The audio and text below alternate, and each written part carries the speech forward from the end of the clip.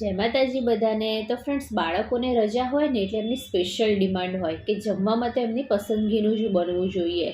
અને બાળકોને શું વધારે પસંદ હોય તો કોઈ પણ ચીઝી આઈટમ. તો આજે હું ગાર્લિક બ્રેડ બનાવવાની છું અને એ પણ માઇક્રોવેવ કે પછી ઓવન વિના બનાવીશ. એકદમ ક્રિસ્પી તૈયાર થશે અને ફટાફટ બની જશે. ઘરમાં નાના મોટા બધા જ દિલ મૂકીને ખાશે ને એવી મજા પડી જશે. તો ચલો ફટાફટ બનાવવાનું શરૂ કરીએ. તો સૌથી પહેલાં આપણે ગાર્લિક બટર બનાવી લેવાનું છે. તો 10થી 12 લસણની કળીને ખાયણીમાં એકદમ ઝીણું વાટી લેવાનું છે. વાટતા સમયે થોડું મીઠું એડ કરવું હોય તો પણ કરી શકાય. અને આ પ્રોસેસ તમે મિક્સર જારમાં પણ કરી શકો છો, પણ ખાયણી દસ્તામાં પણ ખૂબ જ આસાનીથી વટાઈ જાય છે. તો આ રીતનું ઝીણું વાટી લેવાનું છે. હવે પેનને લો ગેસની ફ્લેમ ઉપર ગરમ કરવા મૂકીશું અને તેમાં 1થી 2 ચમચી જેટલું બટર એડ કરવાનું છે. એટલે તમારે જે ક્વોન્ટિટીમાં ગાર્લિક બટર તૈયાર કરવું હોય ને એનું અડધું બટર અત્યારે એડ કરવાનું અને પછી બાકીનું બટર લાસ્ટમાં એડ કરીશું. અને બટર જેવું મેલ્ટ થવાનું શરૂ થાય એટલે તરત જ આપણે વાટેલું લસણ એડ કરવાનું છે. કન્ટિન્યુઅસ ચલાવતા રહેવાનું. અને અહીં ફ્રેન્ડ્સ, આપણે લસણને બટર સાથે સારી રીતે સાંતળવાનું છે. પણ એનો મતલબ એમ નથી કે આપણે લસણને કલર આપવાનો છે, પણ માત્ર 30થી 45 સેકન્ડ જેટલું સાંતળીશું એટલે લસણનો જે કાચો સ્વાદ છે એ જતો રહે. અને જો લસણ વધારે સતળાઈ જશે એટલે કે લસણ ઉપર જો કલર બેસી જશે તો લાસ્ટમાં ગાર્લિક બટરનો ટેસ્ટ પણ થોડો એવો કડવો થઈ જશે. અને અત્યારે તમે જોઈ શકો છો કે બધી જ બાજુથી બબલ્સ થવાના સ્ટાર્ટ થઈ ગયા છે. તો હવે મસાલામાં 1 ચમચી ચીલી ફ્લેક્સ અને 1 ચમચી ઓરેગાનો ઉમેરીશું અને બટર સાથે સારી રીતે મિક્સ કરી દેવાનું. અને પછી આપણે બાકીનું જે બટર છે તે એડ કરી દઈશું. બધું જ સારી રીતે મિક્સ થઈ જાય ત્યાં સુધી જ આપણે ગરમ કરવાનું છે અને પછી ગેસની ફ્લેમ બંધ કરીને ગાર્લિક બટરને ઠંડુ થવા દઈશું. એટલે બટર રૂમ ટેમ્પરેચર પર આવી જશે એટલે ખૂબ જ આસાનીથી આપણે બ્રેડ ઉપર સ્પ્રેડ કરી શકીશું. તો અહીં ફ્રેન્ડ્સ, તમે બજારમાંથી તૈયાર મોંઘા ગાર્લિક બટર લાવો એના કરતાં આ રીતે ઘરે બનાવો તો ખૂબ જ આસાનીથી બની જાય છે અને ટેસ્ટ પણ ખૂબ જ સરસ આવે છે. અને અત્યારે આપણે ગાર્લિક બ્રેડ ઓવન કે પછી ઓટીજી વિના બનાવીએ છીએ. તો કોઈ પણ જાડા તળિયાવાળું વાસણ લેવાનું છે. અત્યારે હું આ રીતના ઢોકળિયાનો ઉપયોગ કરું છું, જે દરેકના ઘરમાં હોય જ છે. અને તેમાં થોડું મીઠું કે પછી રેતીને આ રીતે પાથરી લેવાની છે. જ્યારે પણ હું બેકિંગ કરું ને ત્યારે આ જ મીઠાનો દર વખતે ઉપયોગ કરું છું. અને લાસ્ટમાં જ્યારે મીઠું ઠંડુ થઈ જાય ને પછી કોઈ એક ડબ્બામાં ભરી લેવાનું અને ફરીથી જ્યારે કંઈક નવું બનાવવું હોય ત્યારે આ જ મીઠાનો ઉપયોગ કરું છું.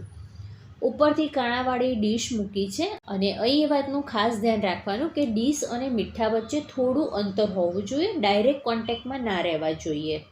હવે ઢાંકીને મીડિયમ ટુ હાઈ ગેસની ફ્લેમ ઉપર 10થી 12 મિનિટ માટે ગરમ થવા દઈશું. એટલે આ પ્રોસેસને પ્રીહીટ કહેવાય. તો આ એક જાતનું આપણું ઓવનનું કામ કરશે. અને બીજી સાઈડ આપણે જોઈએ તો ગાર્લિક બટર રૂમ ટેમ્પરેચર પર આવી ગયું છે. તો થોડી કોથમીર એડ કરવાની છે. કોથમીરને લાસ્ટમાં એડ કરવાની એટલે એનો ગ્રીન કલર જળવાઈ રહે.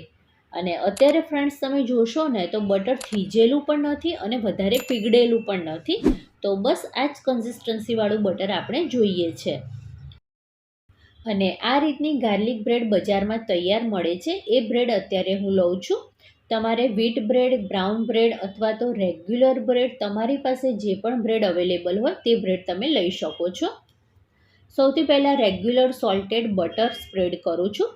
તમારે વધારે ચીઝી બનાવવા માટે ચીઝ સ્પ્રેડ લગાવવું હોય તો પણ તમે લગાવી શકો છો. પણ હું જનરલી ચીઝ સ્પ્રેડને અવોઇડ કરું છું, માટે રેગ્યુલર બટર જ લગાવ્યું છે. ગાર્લિક બટર તૈયાર કર્યું છે તે સ્પ્રેડ કરીશું.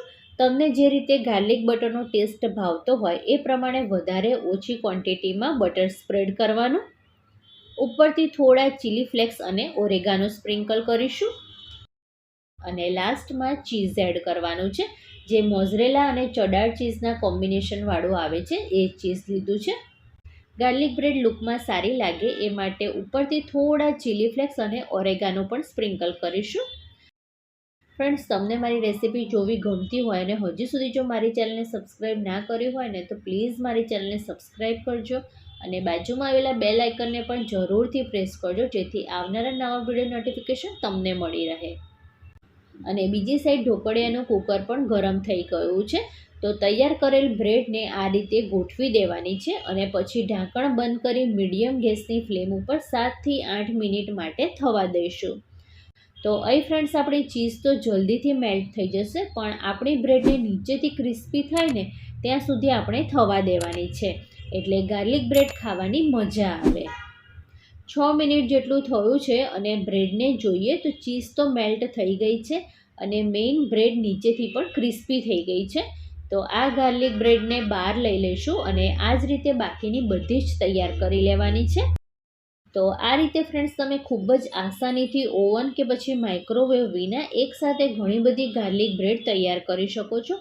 ખૂબ જ ક્રિસ્પી તૈયાર થશે અને બાળકોને પણ ખાવાની ખૂબ જ મજા આવશે. તો ફ્રેન્ડ્સ, તમને અમારી રેસીપી સારી લાગી હોય તો પ્લીઝ વિડીયોને લાઇક કરીને ચેનલને સબસ્ક્રાઈબ કરવાનું જરાય ના ભૂલતા. ફરી મળીએ આવા જ નવા વિડીયો સાથે. ત્યાં સુધી bye bye. Thanks for watching.